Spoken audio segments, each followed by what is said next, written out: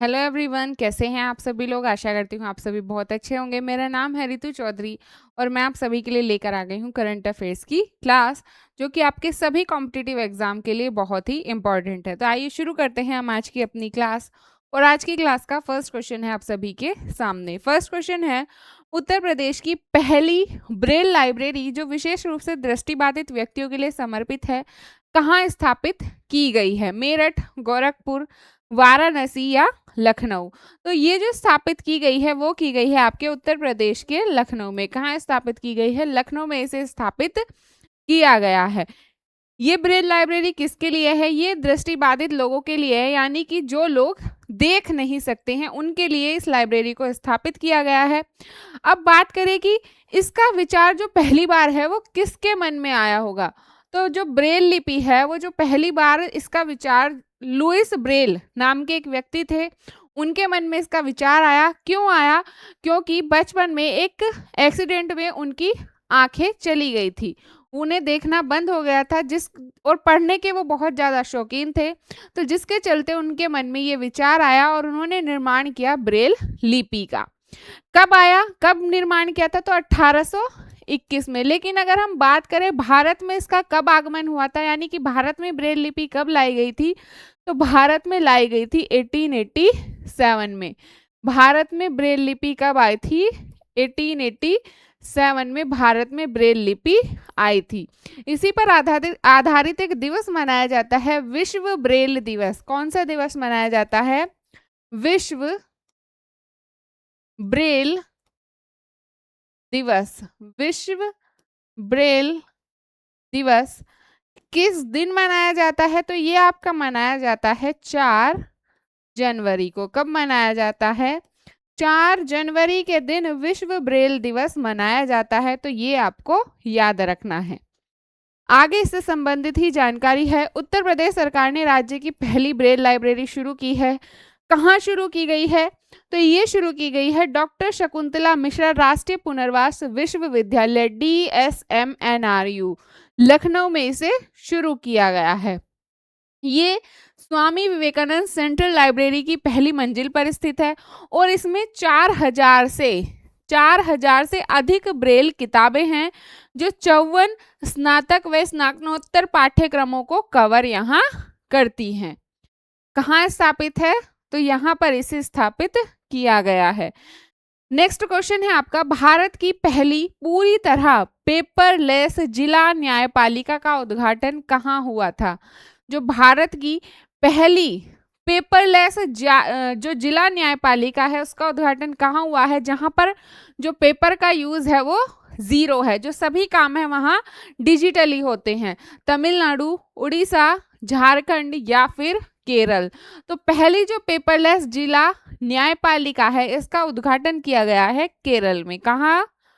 केरल के अंदर।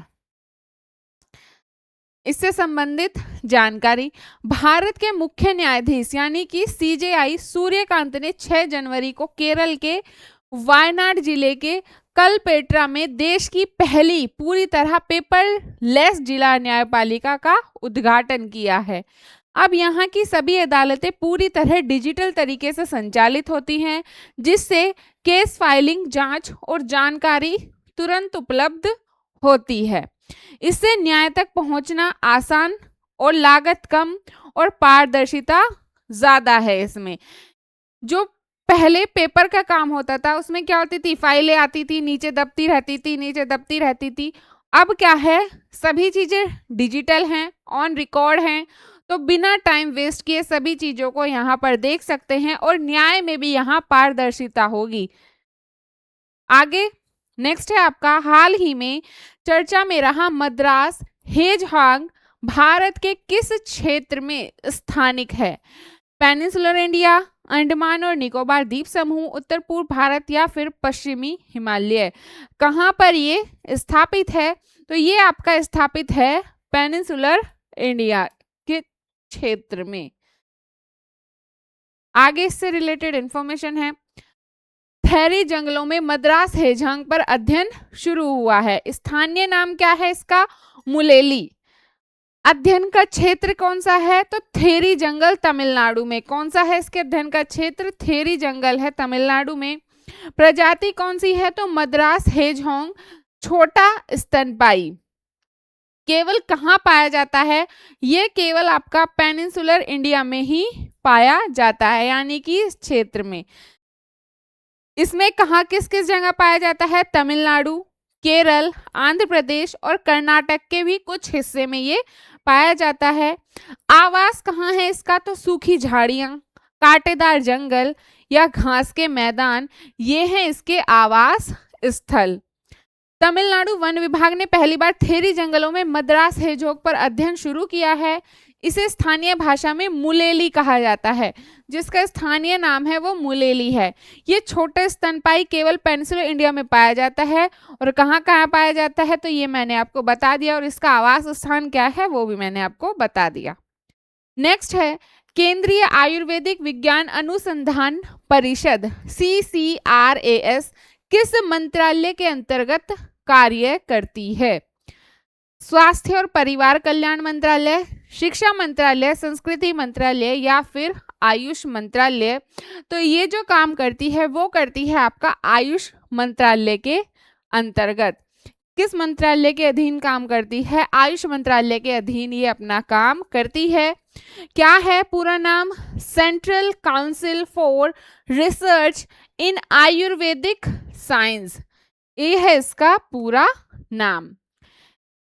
आयुष मंत्रालय के अंतर्गत कार्य करती है। हाल ही में CCRAS और केंद्रीय संस्कृत विश्वविद्यालय ने केरल में 15 दिवसीय आयुर्वेदिक पांडुलिपियों पर कार्यशाला को आयोजित किया है। कितने दिन की है ये कार्यशाला?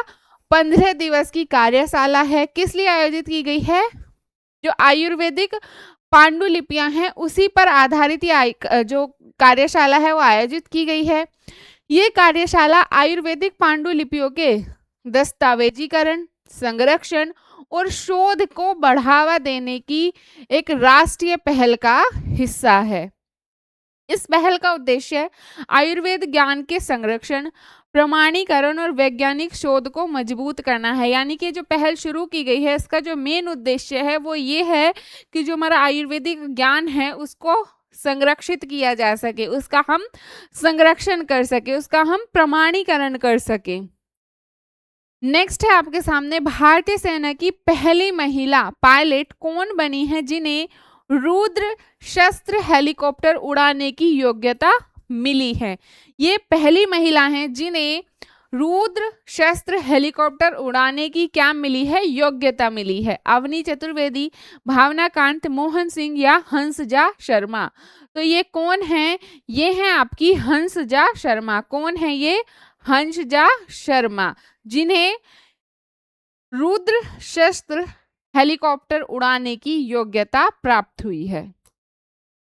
कैप्टन हंसजा शर्मा भारतीय सेना की पहली महिला पायलट जिन्हें रुद्र शस्त्र हेलीकॉप्टर उड़ाने की योग्यता मिली है। भारतीय सेना की पहली महिला पायलट हैं। 251 आर्मी एविएशन स्क्वाड्रन का नेतृत्व इन्होंने किया है। कैट्स नासिक में प्रशिक्षण में टॉप किया है इन्होंने।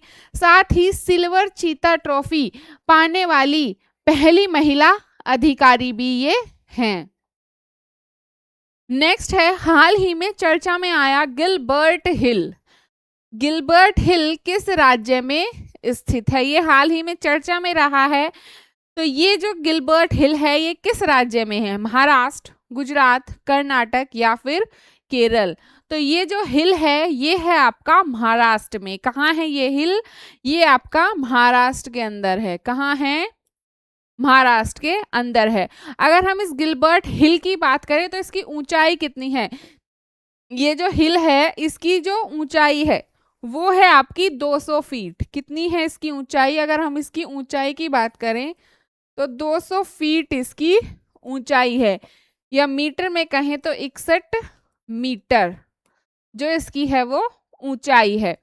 इसका निर्माण कैसे हुआ? तो जो आपकी काली बेसाल्ट चट्टान है, जो आपकी काली बेसाल्ट चट्टान है, इसका जो निर्माण हुआ वो 66 मिलियन वर्ष पहले। इसके अगर हम निर्माण की बात करें तो कितने समय पहले इसका निर्माण हुआ था? तो 66 मिलियन 66 मिलियन वर्ष पहले इसका जो निर्माण है वो हुआ था। इसे आप क्या कहते हैं? काली बेसाल्ट चट्टान भी इसे आप कहते हैं, बेसाल्ट मोनोलिथ जिसे आप कहते हैं। निर्माण 66 मिलियन वर्ष पहले हुआ था। कैसे हुआ था? जो आपका डक्कन ट्रैप है उसमें जो ज्वालामुखी विस्फोट हुआ था, उसी विस्फोट से इसका निर्माण हुआ था। और 1952 में, कब? 1952 में 1952 में इसे राष्ट्रीय महत्व का स्मारक घोषित किया गया था और 2007 में इसे विरासत यानी हेरिटेज का दर्जा दिया गया था। कब? 2007 में किसका दर्जा दिया गया था? हेरिटेज।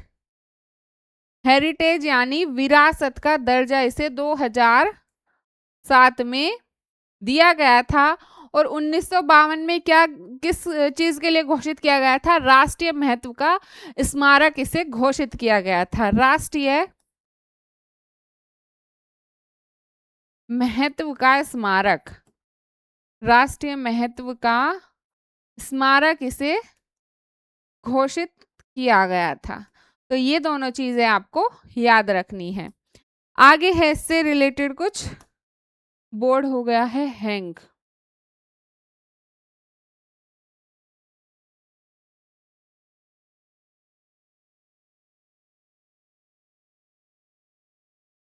ये बैठ गया है मच्छर इस पे।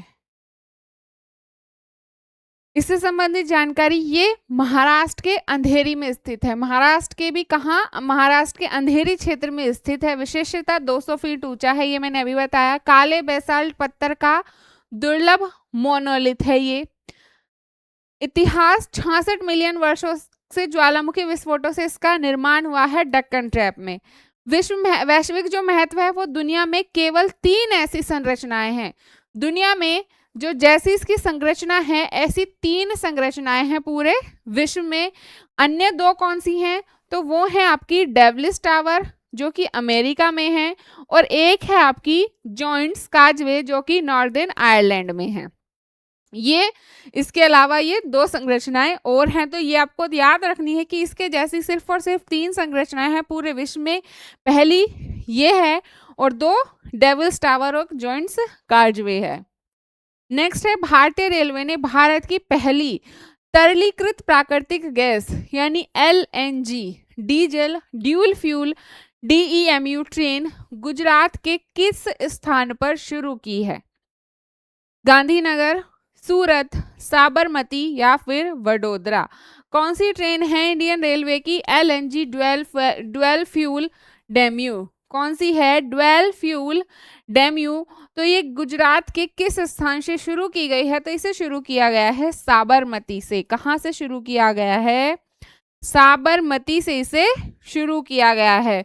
साबरमती किस लिए फेमस है? साबरमती में एक आश्रम है, साबरमती आश्रम, और वहां से क्या हुआ था? दांडी मार्च की शुरुआत की गई थी गांधी जी के द्वारा। कब की गई थी? 1930 12 मार्च में। किस आंदोलन की शुरुआत की गई थी वहां? दांडी मार्च किससे संबंधित था? तो नमक सत्याग्रह से ये आपका संबंधित था। ये आपको याद रखना है। LNG diesel dual fuel DMU train, भारतीय रेलवे ने भारत की पहली LNG अहमदाबाद के साबरमती में शुरू की है। इसमें 1400 हॉर्स पावर वाली DMU पावर कारों को ड्यूल फ्यूल सिस्टम में बदला गया है। इस ट्रेन में लगभग 40% डीजल की जगह LNG का उपयोग होता है। ये ट्रेन 2000 किलोमीटर से अधिक की प्रशिक्षण यात्रा के बाद अब नियमित रूप से सेवा में है, यानी नियमित रूप से चलाई जा रही है। इस ट्रेन के संचालन से उत्सर्जन में भी कमी आई है, यानी कि इस ट्रेन के संचालन से किसमें कमी आई है? CO2 के उत्सर्जन में भी कमी आई है। नेक्स्ट क्वेश्चन है, किस भारतीय राज्य में लिविंग रूट ब्रिज पाए जाते हैं?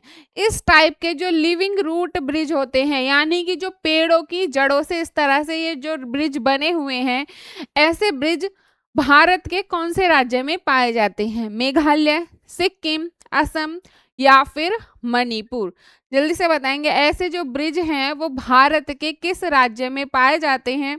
तो ऐसे जो ब्रिज हैं वो पाए जाते हैं मेघालय में। कहाँ मिलते हैं ऐसे ब्रिज? मेघालय के अंदर ये ऐसे जो ब्रिज हैं, लिविंग रूट ब्रिज जिन्हें हम कहते हैं, जो पेड़ों की जड़ों से बने हुए हैं, ये पाए जाते हैं। मेघालय के लिविंग रूट ब्रिज को 2026-27 में, ये याद रखना है, 2026-27 में यूनेस्को वर्ल्ड हेरिटेज के लिए नामांकित किया गया है। जो मेघालय के जो लिविंग रूट ब्रिज हैं, इन्हें 2026-27 में यूनेस्को वर्ल्ड हेरिटेज के लिए नामांकित किया गया है, रजिस्टर्ड किया गया है। ये अनोखे पुल मुख्य रूप से ईस्ट खासी हिल्स और वेस्ट जयंतिया हिल्स में ही मिलते हैं। इन्हें स्थानीय रूप से जिंग केंग जरी कहा जाता है, यानी कि जो वहाँ स्थानीय रूप में इन्हें कहा जाता है वो जिंग किएंग करी ने जरी ने कहा जाता है। इन्हें फिक्स इलास्टिका के हवाई जड़ों से बनाया जाता है। प्राकृतिक रूप से मजबूत और टिकाऊ संरचना होती है इनकी। पर्यावरण के अनुकूल और सतत विकास का एक अनूठा, एक अलग ही उदाहरण है ये। सदियों से स्थानीय समुदायों के लिए महत्वपूर्ण संपर्क मार्ग है और जो स्थानीय ज्ञान, परंपरा और प्रकृति के साथ सद्भाव का भी एक प्रतीक है। लेकिन ये आपको याद रखना है कि इन्हें 2026-27 के यूनेस्को वर्ल्ड हेरिटेज के लिए नामांकित किया गया है। नेक्स्ट क्वेश्चन है, चक्रा सेंटर ऑफ एक्सीलेंस को सनराइज सेक्टर्स के लिए वित्त पोषण करने के उद्देश्य से किस बैंक ने शुरू किया है? वित्त पोषण यानी कि फाइनेंस करने के उद्देश्य से सनराइज सेक्टर्स को किस बैंक ने शुरू किया है? सनराइज सेक्टर को फाइनेंस करने के उद्देश्य से चक्रा सेंटर ऑफ एक्सीलेंस किस बैंक के द्वारा शुरू किया गया है? State Bank of India, bank of Baroda, Punjab national bank या फिर कैनरा बैंक? तो इसे जो शुरू किया गया है वो शुरू किया गया है आपका स्टेट बैंक ऑफ इंडिया के द्वारा। किसके द्वारा इसे शुरू किया गया है? तो स्टेट बैंक ऑफ इंडिया के द्वारा शुरू किया गया है। उससे पहले हम बात करें तो आपके एग्जाम में टैग लाइन भी पूछ लेते हैं कि किस बैंक की क्या टैग लाइन है या स्थापना वर्ष क्या है। तो अगर हम बात करें स्टेट बैंक ऑफ इंडिया यानी एसबीआई की, तो एसबीआई की जो स्थापना हुई थी वो कब हुई थी? 1955 में। लेकिन 1955 में एक इससे पहले था इंपीरियल बैंक। कौन सा बैंक था? इंपीरियल बैंक था। और उससे भी एक पहले बैंक था कुछ कैलकाटा करके, यानी कि इसका इतिहास पुराना है। 1955 में इंपीरियल बैंक का क्या किया गया था? राष्ट्रीयकरण किया गया था, यानी नेशनलाइजेशन किया गया था और नाम बदलकर किया गया था स्टेट बैंक ऑफ इंडिया। तो स्टेट बैंक ऑफ इंडिया नाम रखा गया 1955 में। तो हम कह सकते हैं इसकी शुरुआत कब हुई? 1955 में हुई थी। लेकिन अगर हम इसकी बात करें टैगलाइन की, स्टेट बैंक ऑफ इंडिया की टैगलाइन क्या है? तो the bankers to every Indian. इसकी जो टैगलाइन है वो क्या होगी? तो टैगलाइन होगी the bankers to every Indian. ये है इसकी tagline, bankers to every Indian. वहीं हम बात करें बैंक ऑफ बड़ौदा, किसकी? बैंक ऑफ बड़ौदा की। तो इसकी शुरुआत कब हुई थी? तो इसे शुरू किया गया था आपका 1908 में। कब शुरू किया गया था? 1908 में इसे शुरू किया गया था। और इसकी जो टैगलाइन है वो है आपकी इंडियाज इंटरनेशनल बैंक। इंडियाज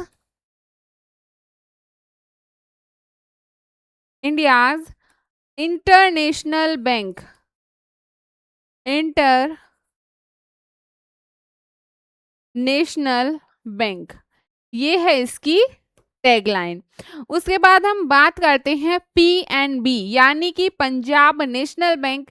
इसकी शुरुआत कब हुई थी? तो 1894 में, 1894 में इसकी शुरुआत की गई थी। और अगर हम इसके टैगलाइन की बात करें तो the name you can bank upon, the name you can bank upon, ये है इसकी टैगलाइन। उसके बाद हम बात करें कैनरा बैंक की, तो जो कैनरा बैंक है इसकी शुरुआत हुई थी आपकी 1906 में। कब शुरू किया गया था? 1906 में इसकी शुरुआत हुई थी। इस्टेब्लिश कब हुआ था? 1906 में। और टैगलाइन क्या है? Together we can. इसकी जो टैगलाइन है वो है आपकी टुगेदर वी कैन, ये है इसकी टैगलाइन। तो इनकी सभी की टैगलाइन मैंने आपको बता दी है, स्थापना वर्ष बता दिया है, ये आपको याद रखना है क्योंकि ये भी एग्जाम में पूछ लेता है। स्टेट बैंक ऑफ इंडिया ने चक्रा सेंटर ऑफ एक्सीलेंस की शुरुआत की सनराइज सेक्टर को फाइनेंसिंग करने के उद्देश्य से की है। चक्रा यानी सेंटर ऑफ एक्सीलेंस, क्या है इसका उद्देश्य? तो सनराइज सेक्टर्स को फाइनेंस करना और भारत के टिकाऊ एवं टेक्नोलॉजी आधारित विकास को गति देना, ये इसका उद्देश्य है। लक्ष्य क्या है इसके? तो निवेश बढ़ाना, वैश्विक वैल्यू चेन में भारत की भागीदारी और नेट जीरो लक्ष्य को आगे बढ़ाना, ये इसका मुख्य उद्देश्य है। चक्र इन क्षेत्रों को देगा सहयोग। कौन कौन से क्षेत्रों में ये सहयोग करेगा? तो renewables, data centres, electric mobility, battery, semiconductors, green hydrogen, decarbonisation और स्मार्ट इंफ्रास्ट्रक्चर, ये वो क्षेत्र हैं जिसमें ये अपना सहयोग देने वाला है। नेक्स्ट है आपके सामने केंद्रीय बजट 2026-27 में भारत को वैश्विक बायो फार्मास्यूटिकल विनिर्माण केंद्र बनाने के लिए कौन सी पहल यहाँ शुरू की गई है? कौन से बजट में? केंद्रीय बजट 2026-27 में एक पहल शुरू की गई है, भारत को वैश्विक बायो फार्मास्यूटिकल विनिर्माण में एक मैन्युफैक्चरिंग हब बनाने के लिए एक पहल की शुरुआत की गई है। तो वो पहल कौन सी है? बायो फार्मा शक्ति, make in India pharma, pharma vision 2030, pharma vision 2030। तो लास्ट ऑप्शन सेम हो गए हैं, कोई बात नहीं। तो जिस पहल की शुरुआत की गई है वो है आपका बायो फार्मा शक्ति। बायो फार्मा शक्ति की शुरुआत किस लिए की गई है? इस पहल को क्यों शुरू किया गया है? तो भारत को वैश्विक बायो फार्मास्यूटिकल विनिर्माण में एक मैन्युफैक्चरिंग हब बनाने के लिए इसे शुरू किया गया है, ये आपको याद रखना है।